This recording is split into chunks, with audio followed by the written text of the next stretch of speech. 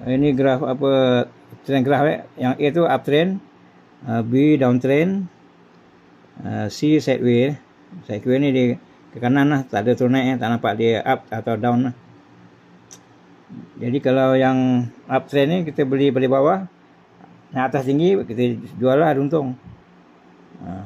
Tapi kalau main forex, buy boleh untung, sell pun boleh untung. Kalau dia jangka akan turun, dia sell, nanti turun bawah lagi, paling bawah tu dia ambil profit lah. Itu main forex. Tapi kripto tak, kripto dengan bursa besar tak begitu. Kripto dan bursa besar kita hanya guna untuk uptrend je lah. Beli harga rendah, harga tinggi kita jual lah, baru take profit lah. Forex tak, forex dua-dua boleh untung. Dia macam mata gaji lah.